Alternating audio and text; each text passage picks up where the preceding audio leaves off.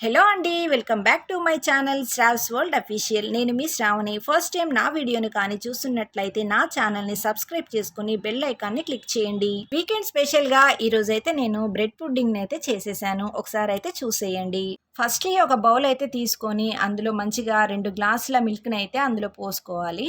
ఇక్కడైతే నేను రా మిల్క్ని అయితే తీసుకున్నాను. దీనికోసం అయితే ముందుగా మనం మిల్క్ని అయితే మరిగించాల్సిన అవసరం అయితే లేదు. ఈ మిల్క్ అయితే అండి మంచిగా బాయిల్ అయ్యేలోపు మనమైతే కస్టర్డ్ మిల్క్ని అయితే రెడీ చేసుకుందాము.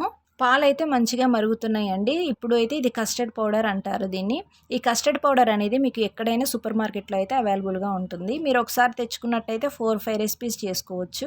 దీన్నైతే ఒక 2 స్పూన్స్ అయితే ఒక బౌల్లో వేసుకొని మంచిగా రా మిల్క్తో మంచిగా మనం కలిపి అయితే పక్కన పెట్టేసుకోవాలి. నేనైతే పైనాపిల్ ఫ్లేవర్ని అయితే తీసుకున్నానండి. ఈ బ్రెడ్ పుడ్డింగ్కి అయితే ఈ పైనాపిల్ ఫ్లేవర్ అయితే చాలా బాగుంటుంది టేస్ట్ అనేది. ఇలా లంప్స్ లేకుండా పర్ఫెక్ట్‌గా కలిపినట్లయితే మంచిగా టెక్స్చర్ అనేది చాలా బావుంటుంది. ఈ పాలైతే మంచిగా మరుగుతున్నాయండి. ఈ మరుగుతున్న పాలల్లో మంచిగా మనం షుగర్‌ని అనేదైతే యాడ్ చేసుకోవాలి.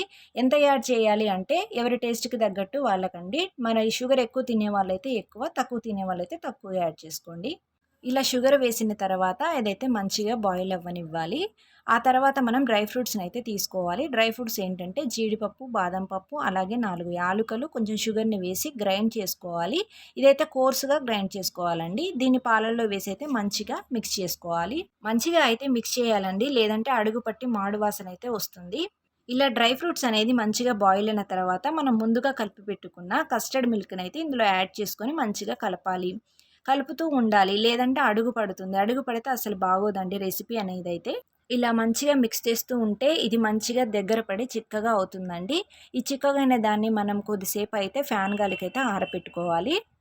ఇది చల్లారే లోపైతే మనం బ్రెడ్‌ని అయితే ప్రిపేర్ చేసుకుందామండి. ఈ బ్రెడ్ ఏంటంటే నేను ఇక్కడైతే 10 పీసెస్ అయితే తీసుకున్నాను. ఎందుకంటే ఇంట్లో అందరికీ సరిపోవాలి కాబట్టి. ఈ బ్రెడ్‌ని అయితే 4 సైడ్‌లు మంచిగా ఇవైతే తీసేసుకోవాలి.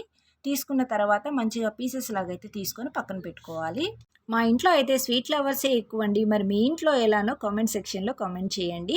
స్వీట్ అంటే చాలు ఎంతో ఇష్టంగా తింటారండి. అందుకే నేనైతే వీక్లీ ఒక 2 టైమ్స్ అయినా స్వీట్ రెసిపీస్ అయితే ఇంట్లో చేస్తూ ఉంటాను. ఈ బ్రెడ్‌కి సైడ్స్ అనేదైతే తీసిన తర్వాత 4 పీసెస్‌గా అయితే కట్ చేసుకోవాలండి. నాకైతే నియర్లీ 15-20 పీసెస్ అయితే వచ్చాయండి. మీరు తీసుకునే బ్రెడ్ క్వాంటిటీని బట్టి పీసెస్ అయితే వస్తాయి. చూడటానికి ఇదైతే లాంగ్ ప్రాసెస్ లాగా అనిపిస్తుంది కానండి, ఈ రెసిపీ చేయటం అయితే చాలా సింపుల్ అనమాట. ఇలా కట్ చేసిన తర్వాత పీసెస్‌నన్నీ సెపరేట్ అయితే చేసుకోవాలండి. స్క్వేర్ షేప్‌లో భలే ఉన్నాయి కదండీ చూడటానికి. ఈ పీసెస్‌ని అయితే ఇప్పుడు ఫ్రై చేయాలండి. దీనికోసం అయితే ఒక కళాయి పెట్టుకొని అందులో ఆయిల్ అయితే వేసుకోవాలి. నేనైతే ఇక్కడ ఆయిల్‌నైతే వేశాను. మీ దగ్గర నెయ్యి ఉంటే నెయ్యి కూడా యాడ్ చేసుకోవచ్చు. లేదంటే 2 స్పూన్స్ ఆయిల్, 2 స్పూన్స్ నెయ్యినైతే యాడ్ చేసుకోవాలి.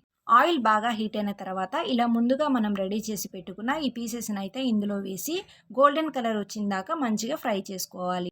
వేసిన తర్వాత ఈ బ్రెడ్ పీసెస్‌ని అయితే ముట్టుకోవద్దండి. ముట్టుకున్నట్లయితే అవి వెంటనే బ్రేక్ అయిపోతాయి. చూడండి ఈ విధంగా గోల్డెన్ బ్రౌన్ వచ్చిందాకా మంచిగా ఫ్రై చేసుకొని ఒక ప్లేట్‌లో అయితే పక్కన తీసి పెట్టుకోవాలి. తర్వాత షుగర్ సిరప్‌ని అయితే రెడీ చేసుకోవాలండి. ఈ షుగర్ సిరప్ ఎట్లా అంటే కొద్దిగా షుగర్ వేసుకొని ఒక గ్లాస్ వాటర్ పోసుకొని షుగర్ సిరప్‌ని అయితే రెడీ చేసి పక్కన పెట్టుకోవాలి. ఇలా రెడీ అయిన షుగర్ సిరప్‌లో కొద్ది కొద్దిగా మనం బ్రెడ్ పీసెస్‌ని అయితే వేసుకొని మంచిగా వాటికి పట్టించి అయితే పక్కన పెట్టుకోవాలి. మొత్తం బ్రెడ్స్ వేస్తే సిరప్ అనేది మంచిగా పట్టదు కాబట్టి నేనైతే కొద్ది కొద్దిగా అయితే వేసి మంచిగా వీటినైతే ప్రిపేర్ చేశాను. ఇప్పుడైతే మంచిగా జ్యూసీ బ్రెడ్ పీసెస్ అయితే రెడీ అయ్యాయి. దీని తర్వాత అయితే సర్వింగ్ బౌల్ తీసుకొని బ్రెడ్ పుడ్డింగ్‌ని అయితే రెడీ చేసుకున్నాను. ఇలా బౌల్ తీసుకున్న తర్వాత శాండ్విచ్ మెథడ్‌లో అయితే ఇదైతే పుడ్డింగ్‌ని ప్రిపేర్ చేసుకోవాలండి. ఫస్ట్ అయితే మనం ముందుగా రెడీ చేసి పెట్టుకున్న కస్టర్డ్ మిల్క్‌ని అయితే ఏసుకోవాలి. తర్వాత లేయర్‌గా అయితే మనం ఈ జ్యూసీ బ్రెడ్‌ని అయితే పెట్టుకోవాలి. నేనైతే ఒక లేయర్‌కొచ్చేసి 5-6 పీసెస్ వరకు పెట్టాయండి. మన బౌల్‌ని బట్టి మనకు పీసెస్ అన్నదైతే పడతాయి. థర్డ్ లేయర్‌గా అయితే డ్రై ఫ్రూట్స్‌ని అయితే మంచిగా ఫ్రై చేసి పక్కన పెట్టుకోవాలండి. ఆ ఫ్రై చేసి పక్కన పెట్టుకున్న డ్రై ఫ్రూట్స్‌ని దీని మీద థర్డ్ లేయర్‌గా వేయాలి. ఇలా 3 లేయర్స్‌గా బౌలు ఫుల్‌ఫిల్ అయ్యేంత వరకు చేసుకోవాలి. ఇంట్లో వారైతే వీకెండ్ అనగానే ఏదో ఒక స్పెషల్ కోసం అయితే వెయిట్ చేస్తూ ఉంటారు. అందుకే నేనైతే ఏదో ఒక స్వీట్ అయితే చేద్దామనేసి అయితే ప్రిపేర్ చేశాను. ఈ రెసిపీనైతే నేను చేయటం ఇది థర్డ్ టైమ్ అండి. కానీ ఎన్ని సార్లు చేసినా టేస్ట్ మాత్రం తగ్గేదే లేదసలు. వీడియోనైతే క్లియర్‌గా చేశానండి. కుకింగ్ రాని వాళ్ళు కూడా చూసి మంచిగా ఈజీగా ఈ ప్రాసెస్‌లో అయితే మీరు కూడా రెడీ చేసుకోవచ్చు. ఇది one of the quick and tasty రెసిపీస్‌లో ఒకటి. చూడ్డానికి చాలా కలర్‌ఫుల్‌గా ఉంది కదండీ! అలాగే టేస్ట్ మీరు కూడా ట్రై చేసినట్టయితే సూపర్బ్‌గా ఉంటుంది. నేను తీసుకున్నది చిన్న బౌల్ కాబట్టి నాకు ఒక 3 లేయర్స్ వరకే పట్టిందండి. మీరు చేసుకునేటప్పుడు కొంచెం పెద్ద బౌల్ తీసుకున్నట్లయితే చాలా లేయర్స్ అనేదైతే వస్తాయి. ఇంత ఎక్కువ డ్రై ఫ్రూట్స్ అనేది యాడ్ చేసుకుంటే అంత టేస్ట్ అనేదైతే డబుల్ అవుతుందండి. ఇలా లేయర్స్ కింద వేయటం వల్ల బ్రెడ్ పీసెస్ అనేవి కస్టర్డ్ మిల్క్‌ని మంచిగా అబ్జర్వ్ చేసుకుంటాయి. మిగిలిన బ్రెడ్ పీసెస్‌తో అయితే ఇలా నేను గార్నిష్ చేసుకున్నాను. పైన డ్రై ఫ్రూట్స్ అయితే వేసుకున్నాను. చూడటానికి భలే కలర్‌ఫుల్‌గా ఉంది కదండీ! ఫైనల్‌గా అయితే మన బ్రెడ్ పుడ్డింగ్ అయితే రెడీ అయిపోయింది. ఇలా రెడీ అయిన బ్రెడ్ పుడ్డింగ్‌ని ఒక 1 అవర్ అనేది ఫ్రిడ్జ్‌లో అయితే పెట్టుకొని సర్వ్ చేసుకోవాలి. నేనైతే వీటిని 1 అవర్ అయిందండి ఫ్రిడ్జ్‌లో పెట్టి తర్వాత తీసేసి ఇలా సర్వింగ్ బౌల్‌లోకి అయితే సర్వ్ చేసుకున్నాను. ఈ వీడియో కానీ మీకు నచ్చినట్లయితే లైక్ చేయండి, షేర్ చేయండి, సబ్స్క్రైబ్ చేయండి. Thank you for watching.